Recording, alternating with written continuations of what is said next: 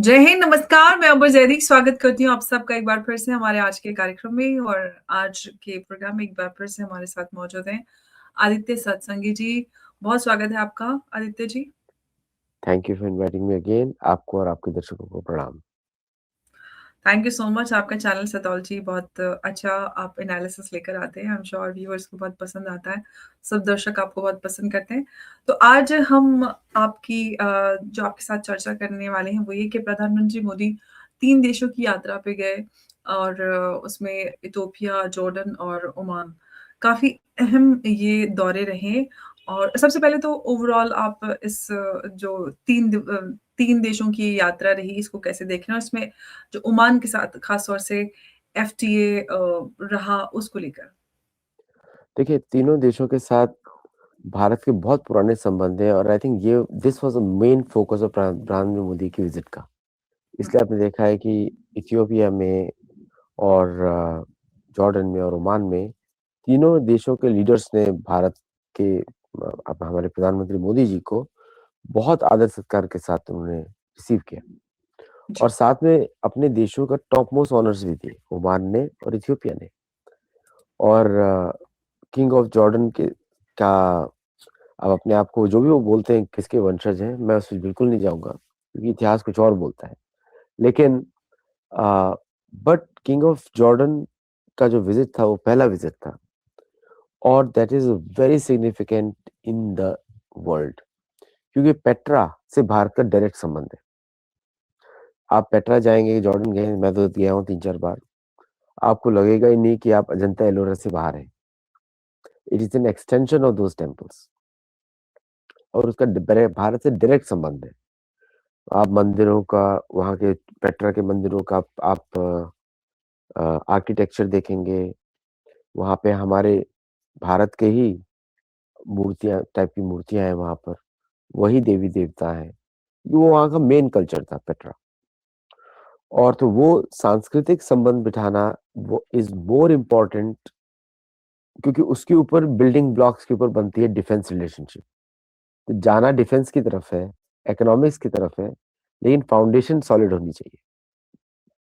देखिए अभी तक प्रधानमंत्री मोदी जी से पहले किसी ने भी भारत के बेसिस पे दूसरों से रिलेशनशिप नहीं बनाया था आज तक। जी। हम सभी we are all shareholders in that legacy. आप, मैं, सभी लोग। क्योंकि ये जो भारत की लेगेसी है, जॉर्डन एक आर्टिफिशियल स्टेट बनाया गया था by the British to separate Persia and Levant और उनका पर्पस ये था कि इस लैंडलॉक्ड कंट्री में सीक्रेट मिलिट्री बेसिस बनाए जाए। That was the main purpose of British for Jordan. नाम भी उसका अजीब सा रख दिया जॉर्डन। अब बीच में जॉर्डन कहाँ से आ गया नोबडी नोज। सो ये जो पूरा अ, जो एपिसोड है जो जो जॉर्डन का हिस्ट्री है उस पे प्रधानमंत्री मोदी ने टच किया because it is a gateway to IMEC security.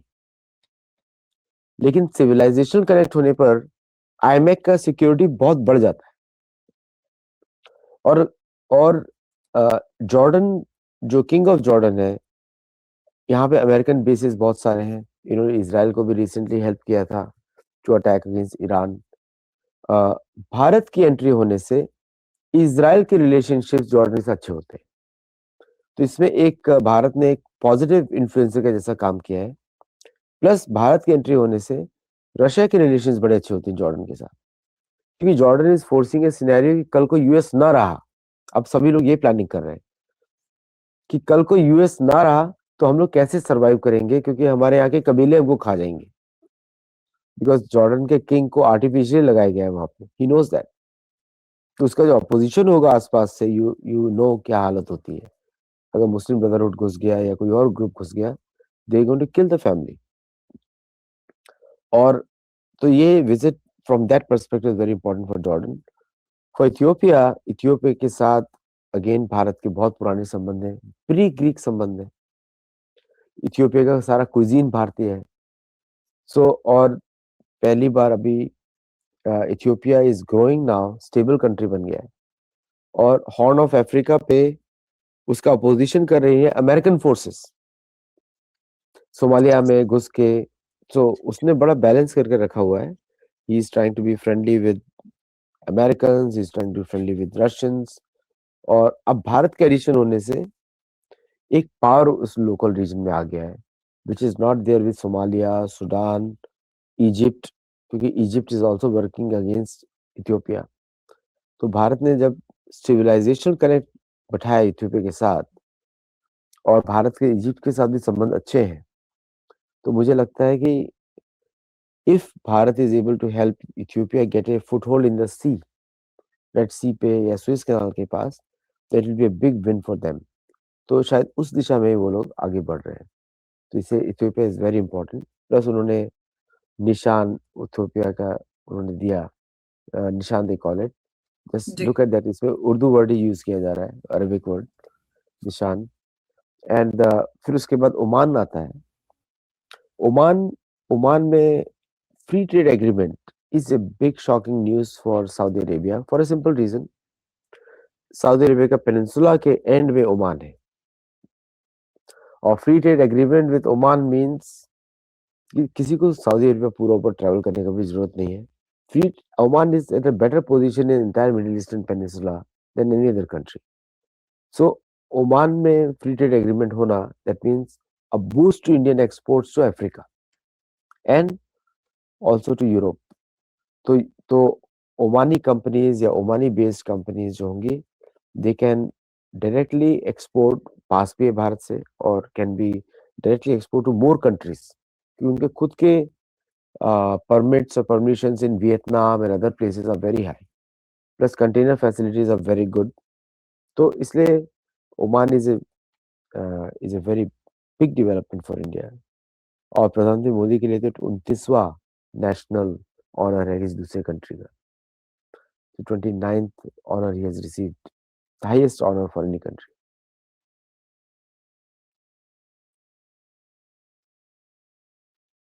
बिल्कुल।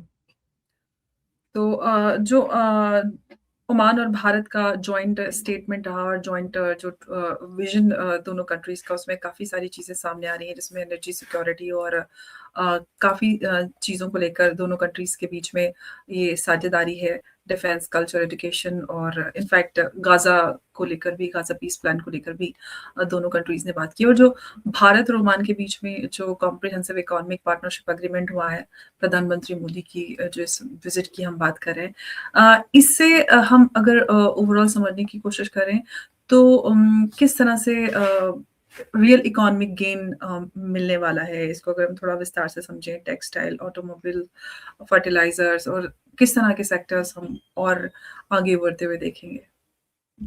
एक्चुअली बहुत अच्छा क्वेश्चन पूछा आपने। Clean energy is the biggest push through Oman. Clean energy और एनर्जी सेक्टर आपने ऑलरेडी बोला है, हुँ, बिकॉज भारत के exports and imports, especially for the oil, they hmm, come, तो Oman can serve as a big destination. अगर कोई western country कोई sanctions लगाता है, then we have way to turn around those sanctions. और दूसरा, Bharat is such a big economy कि see all three countries, believe me, अगर आप साइज देखें, all three countries combined GDP is less than Mumbai. Hmm, okay, तो imagine करिए कि कितनी छोटी कंट्रीज है। बट आप और पुराना समय आप देखिए कि भारत ने हमेशा छोटे-छोटे प्रांतों के साथ दोस्ती बना के रखी है। अभी से नहीं, 7-8 हज़ार साल पहले से। ये बिल्कुल। सभी वही द कंट्रीज़ हैं। हुँ, अ, और और ये सभी कंट्रीज़ के साथ एक तरीके से भारत का जो डिफेंस पोस्चर है वो इंक्रीज़ हो जाता है, कि now these countries will assist India in defence from Ethiopia, from Jordan, from Oman, then you reach India. और भारतीय नेवल प्रेजेंस, भारतीय navy is big enough to provide security to them. आपको याद ही होगा, 3 भारतीय नेवी शिप्स ने Turkey को घुटने पे ला दिया था, जस्ट कुछ महीने पहले। 3 ships only, and their entire navy was just sitting, क्योंकि ये सब, these are all negative forces. Turkey is a negative force, Pakistan is a negative force, फिर आपका पैलेस्टाइन का जो है वो भी नेगेटिव फोर्स में आता है। So there are many negative forces which are cultivated by the West.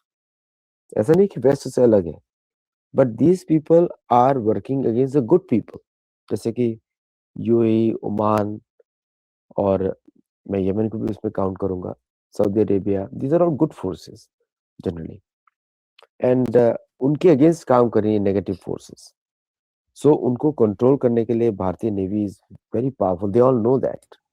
वो ये सिर्फ भारत को नहीं देख रहे हैं, मोदी जी को नहीं देख रहे हैं, वो देख रहे हैं कि भारत जो छुपाता है अपनी आर्म्ड स्ट्रेंथ, भारत बताता नहीं कभी भी. अमेरिका पहले आर्म स्ट्रेंथ सामने रखता है. So they all know that on paper, they know the capacity, they know what is going on. तो एक तरीके से भारतीय सिक्योरिटी की तरफ से भी देख रहे हैं. Plus all this countries want to have a good relations with Israel. ऐसा जो पुराना जो प्रोपेगेंडा था कि वो ज्यूज है और मुस्लिम है, वो ये कंट्रीज फॉलो नहीं करती. वो सिर्फ पाकिस्तान जो बैड एक्टर्स है वो फॉलो करते हैं. सो these countries have nothing to do with those kind of politics कि ज्यू है, ये मुस्लिम है, ये हिंदू है. They are trying to be open, as much open as possible. और इन तीनों कंट्रीज में प्रधानमंत्री मोदी जी के विजिट के बाद मंदिर खुलने वाले. So you will see that also for India कि इधर हर और तरफ से. Aditya ji, local currency trade पर भी बात हुई, तो डॉलर डोमिनेंस भी यहाँ पर खतरे में नजर आएगी, और ग्रीन एनर्जी और ये जो एनर्जी ट्रांजिशन है, ये सारा कुछ हम इस पे बात ही कर रहे हैं. जो ट्रेडिशनल ऑयल गैस के का जो रिश्ता, उसके साथ साथ जो ग्रीन हाइड्रोजन और ग्रीन अमोनिया है, उस पर भी फोकस है. साथ ही जो भारत और ओमान की हम बात करें, तो फ्यूचर में काफी प्रॉमिसिंग हमें आगे चीजें नजर आती हैं. लेकिन क्या ये हम कह सकते हैं कि जो भारत है वो सिर्फ बायर रहेगा, या ग्लोबल एनर्जी वैल्यू जो चेन है उसका भी पार्टनर बनने वाला है? देखिए, ये बहुत ही अच्छा क्वेश्चन है अगेन. देखिए, क्या है कि ग्लोबल एनर्जी चेन में अभी non conventional sources of energy भी आने वाला है, hmm, which is going on a big way, like storage solutions. Hmm, like आपने अमोनिया, ग्रीन अमोनिया की बात करी, green. So green so these are hydrogen. All. Yes. So the hydrogen based fuels मेरे हिसाब से they will become the number one. तो जो भी लिथियम के पीछे भाग रहा है, that will still be important, because cellphones में आप हाइड्रोजन का नहीं डाल सकते इस समय. बट जी. But hydrogen extraction, hydrogen harnessing is going to be the big thing. अगर आपको याद होगा 1930s में भारत में साइंटिस्ट होते थे, बोस लैब्स, शायद कलकत्ता में कहीं पे. अ, उन्होंने हाइड्रोजन का बैटरी बनाया था 30s में. तो भारत के पास वो रसायन विधि है, केमिकल कंपोजिशन है, कैसे करते हैं. But now technology has become so, manufacturing has become so good, इसको मिनिएचराइज किया जा सकता है.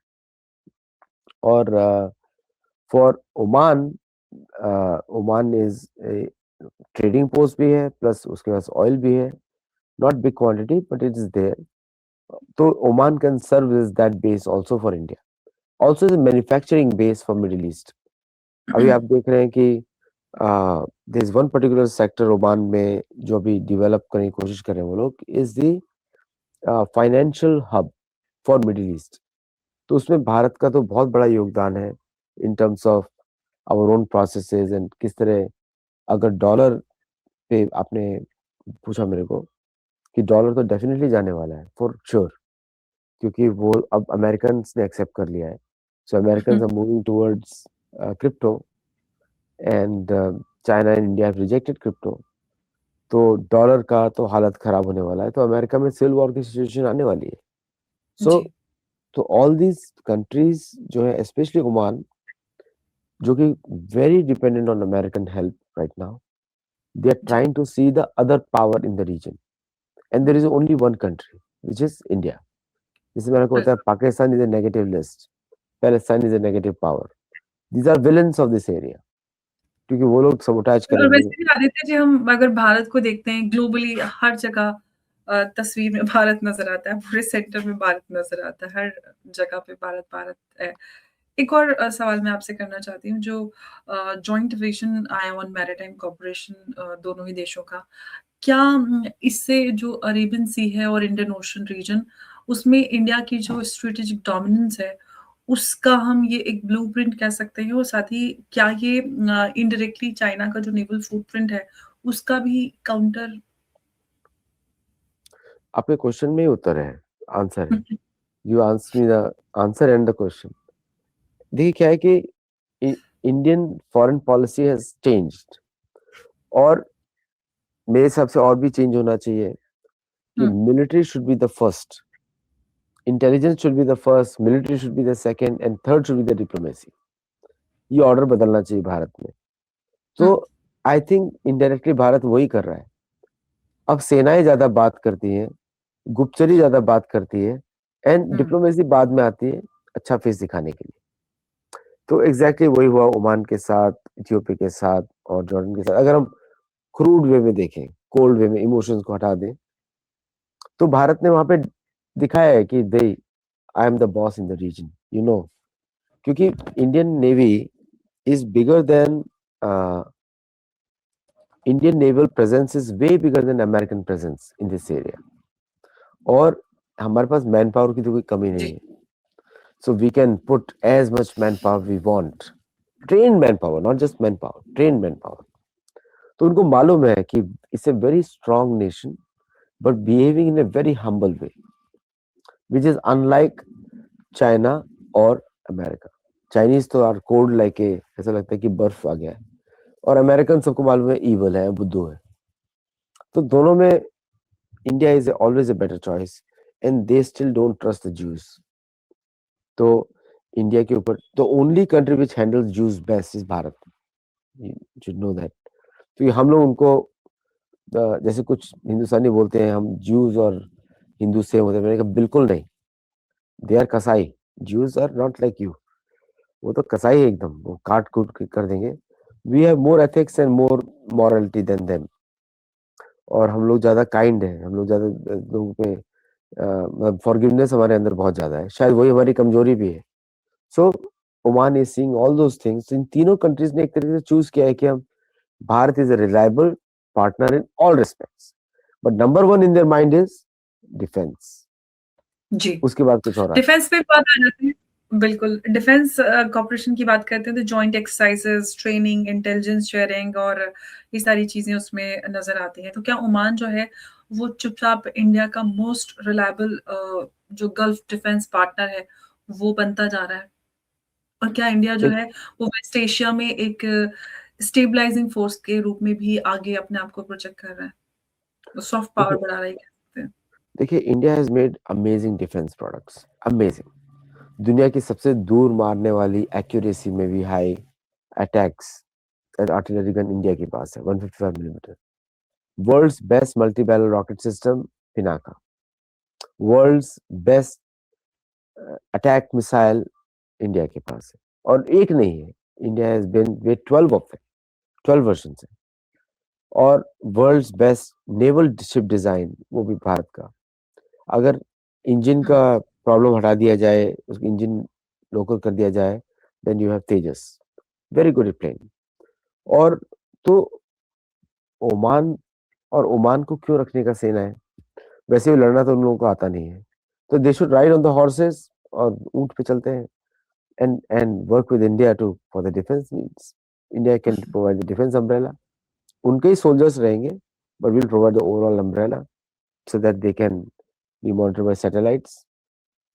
Where Bharat has to change here is Bharat has to increase the number of military satellites now drastically.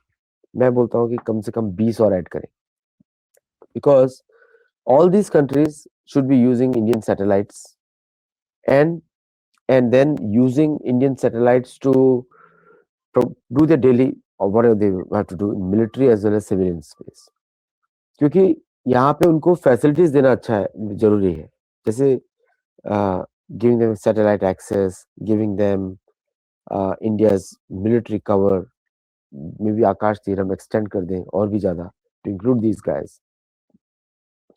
और तो उस तरह का फैसिलिटीज इनको देना जरूरी है, because their principal concern is stability, military stability from their adversaries near their borders, चाहे हूती हो, चाहे और भी इधर तो बहुत सारे ग्रुप्स काम करते हुँ, हैं,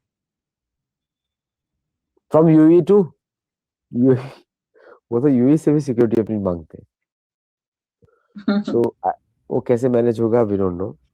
सो military cooperation is at the top of everybody's mind. और आपको तो ये भी मालूम होगा कि भारतीय guns are very popular in the US also now, triple S defence ji, की गन्स। और they are known for quality, the reliability of AK-47 and the technology of 21st century, ये बोला जाता है उन गन्स को। सो सो इंडिया का वो स्किल्स भी है, plus helicopters, large engine maintenance, large ship maintenance, और फिर तो all these facilities are there in India. और भारतीयों के लिए भी बहुत ही अच्छा है, because they get a foothold in the the peninsula, Arabian Peninsula. जी। अ, आदित्य जी, हमने ये देखा है कि जैसे कि हम आप सऊदी अरेबिया की आपने बात ही की, ओमान के साथ इस तरह का ये comprehensive economic partnership agreement Saudi को कितना ये इनसिक्योर कर सकता है? क्योंकि सऊदी भी और भारत के बीच में अच्छे संबंध हैं। या फिर ये कहें कि भारत भी अपने ऑप्शन डाइवर्सिफाई कर रहा है, क्योंकि सऊदी का जो हमने पिछले दिनों देखा, पाकिस्तान के साथ एग्रीमेंट एंड एवरीथिंग। देखिए, Saudi is playing a game higher than their pay grade. छोटे मुंह बड़ी में बात करते हो। सऊदीज हुँ, दुनिया में किसी के लिए भी इम्पोर्टेंट नहीं है, बाय द वे। उनको बोलते हैं ना, वो अमेरिका का कीप है। वो अमेरिका ने उनको पाल के रखा है वहाँ। It's a small family, 50,000 60,000 members, hmm, controlling 2 crore people. तो जिस दिन अमेरिका का प्रोटेक्शन उधर से जाएगा, सारे सऊदी बैठे होंगे यूएस में। They need to know that. और प्लस उनके जो एनिमीज हैं, हूथी यमन में, उनका सपोर्ट तो उनका भाई करता है, यूएई करता है। तो Saudis are on a very thin wicket. तो मेरे हिसाब से even the MBS is a very good person, I personally seen him. और डीकोलोनाइज भी है, he is not colonised by the west. मदरसे में पढ़े बाय द वे। और तो उनका नेचुरल थॉट प्रोसेस है। And he considers Modi ji as a brother, and Modi ji also calls him brother. तो I think they have to move one step forward. कि वो सब जो ये बदमाशी कर रहे हैं, उनको लग रहा है बड़े स्मार्ट है। उनको हुँ, पता नहीं है कि between China, Russia, USA and India, hmm, ये 4 पॉइंट से प्रेशर आएगा उनके ऊपर। And they can't manage, they have to choose one side. और वन साइड उनके लिए बचता है Israel, which is a very close friend of India. So India की तरफ से 2 प्रेशर पॉइंट्स हैं उनके ऊपर। हुँ, तो इसलिए they have to see, it is a big plan by India and Saudi to control Pakistan, एक तरीके से देखा जाए तो। अ, इस तरह आप उसको देख सकते हैं, because Pakistani troops are not deployed for Saudis. तो 1-2 ब्रिगेड तो कम हो गई वहां। प्लस वो ट्रूप्स कभी वापस आने वाले नहीं पाकिस्तान में। बहुत सारे ऑफ़ लोग अपनी कोर्स उनको फैमिली ज़्यादा की। पैसे मिलेंगे, उनको ज़्यादा पैसे मिलेंगे, प्लस सऊदी में रहेंगे तो हाँ, तो Pakistan has become the mercenary country, mercenaries on hire from all hmm, sides. तो एक तरीके से भारत और सऊदी ने बहुत अच्छा कोऑपरेट भी किया है। लेकिन ट्रेड साइड में उनको ओमान से प्रॉब्लम होगी, भारत के एफटीए से। हुँ, बिकॉज सऊदी कुछ कर ही नहीं सकते विदाउट अमेरिकन अप्रूवल। उनको तो डॉलर को चलाना है और भारत को डॉलर जी, हटाना है। Conflicting interest. सो जी, so I think that's why Saudis are in a tough position right now. मेरे हिसाब से चेंज हो जाएगा, बिकॉज अगर किंग ऑफ जॉर्डन भारत के साथ आ गए हैं तो Saudi is not far behind. और जी, ग्रेटर इजराइल प्लान में तो भारत ने जॉर्डन को बचा लिया एक्चुअली। जी, और और ग्रेटर इजराइल प्लान में भारत ने सऊदी को भी बचा लिया, अगर भारत से दोस्ती करता है। See, in this entire region, probably in the world, only 2 countries have brains, which is one is India and second is Russia. बाकी सब लोग बस टैक्टिकल वे में काम करते हैं कि आज ये कर दिया तो कल ये करेंगे। बाकी लोग दिहाड़ी के वर्कर्स हैं। हम लोग लंबी सोच रखते हैं। बिल्कुल। और ओमान में 6,75,000 भारतीय जिनसे यस। प्रधानमंत्री मोदी कुछ लोगों से मिले, मैं सबसे नहीं मिले, लेकिन वहाँ पर इतने लोग मौजूद हैं।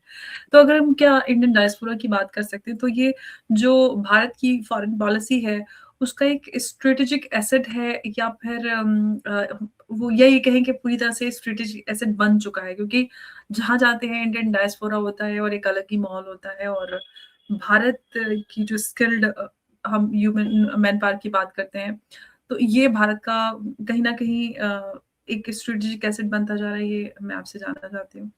और इसमें एक ये भी है कि जो उनकी वेलफेयर एश्योरेंस है, और सॉफ्ट पावर पावर या फिर एक हार्ड लेवरेज के रूप में देखें इसको। देखिए, बहुत ही अच्छा क्वेश्चन है और साथ में आपने उत्तर भी उसका दे दिया है। तो या ओमान जो है, it is a strategic move for Bharat for very long time. जैसे ओमान का very strong connection Dwarka, number one. Hmm, और Oman had a very strong connection with Kochi. Oman had a very strong connection with Mumbai ports, Lothal, और ये जो पुराने ports थे भारत के। सो और साथ में आपका पोरबंदर से भी ओमान का कनेक्शन था बहुत ज़्यादा। ओमान का कनेक्शन एक्चुअली भारत का ही पार्ट था, कराची का पोर्ट, वो भी उसे भी बहुत स्ट्रॉन्ग कनेक्शन था। अब पाकिस्तान नाम का एंटिटी तो अभी खत्म हो चुका है। It is very insecure for any place to do business, anyone to do business. Yemen आपको मालूम है क्या हालत है। UAE is a competitor, Iran is a competitor, Iran wants to destroy Oman. So Bharat is the only country left which can provide security against from Iran, from देखिए ये सारे देश भारत से पंगा नहीं लेते हैं। Even Houthi rebels said leave the Indian navy, क्योंकि हम तो वहां ट्रूप्स उतार देंगे if they threaten India too much, तो it will be difficult for them to fight on the ground. और बाय द वे भारत के हुती के साथ भी अच्छे संबंध है, ये सीक्रेट है। ओके, तो बहुत तो सारी चीज़ें इसमें मैनेज की जाती हैं, of course I know all हाँ, दिस। भारत का अधिराज्य is very capable, very very capable. तो सुएज कैनाल से लेके वियतनाम तक हमारा शासन है, एक तरीके से देख लीजिए। ये पुराना ओल्ड भारतवर्ष है। लेकिन इसके में कभी भी किसी प्रधानमंत्री ने इतना फोकस नहीं दिया था। आज पहली बार प्रधानमंत्री, भारत के प्रधानमंत्री ने भारत के कल्चर के साथ जुड़कर, मतलब सनातन धर्म के साथ जुड़कर वो संबंध वापस बिठाए हैं। देखिए, हिंदू मुस्लिम और ये सब जो चीजें थी, most of them are very political. It has no connection to common sense. Hmm, तो इन्होंने वो कॉमन सेंस लेकर आ गए वापस।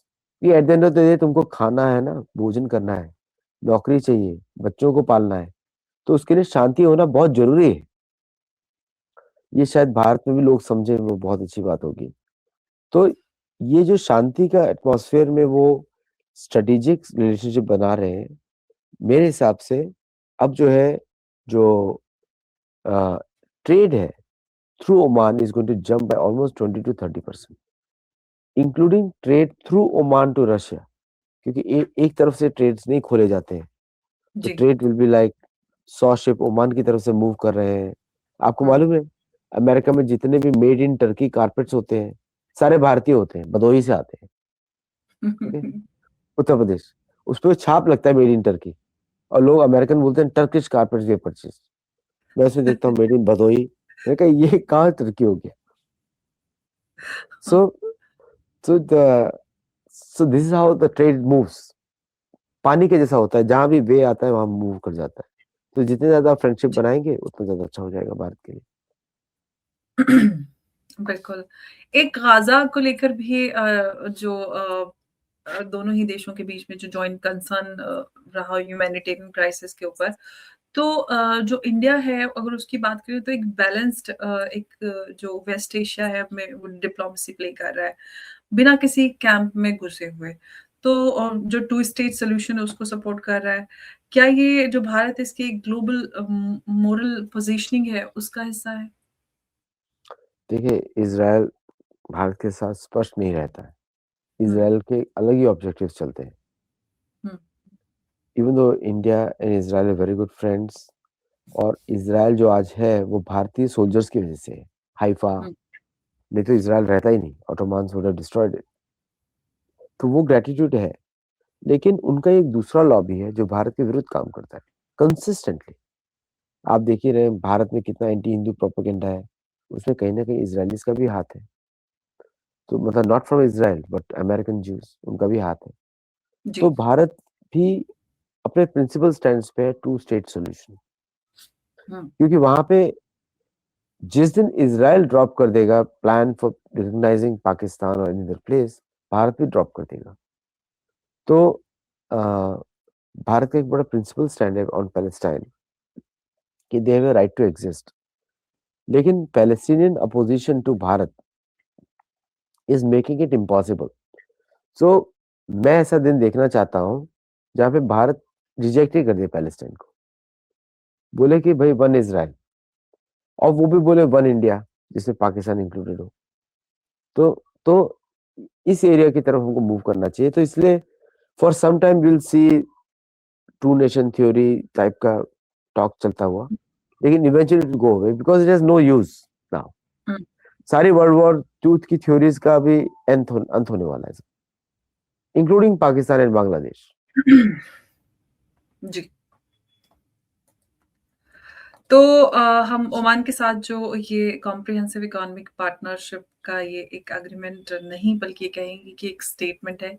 इस स्टेटमेंट ये कि इंडिया अब रिएक्टिव नहीं, प्रोएक्टिव ग्लोबल प्लेयर है। Trade, energy, defence, maritime security और डिप्लोमेसी सब एक ही डायरेक्शन में मूव करते नजर आ रहे हैं। सवाल ये है कि जो ये एग्रीमेंट है ये भारत को कितना आगे और लेकर जाएगा। लेकिन सवाल ये भी है कि इंडिया ने ये जो चुपचाप अपने आप को अगले लेवल पर ले जाने के लिए या फिर कहें एक स्ट्रेटेजिक लीप लिया है, ये बहुत बड़ा भारत के लिए एक हम अचीवमेंट के तौर पर देख सकते हैं।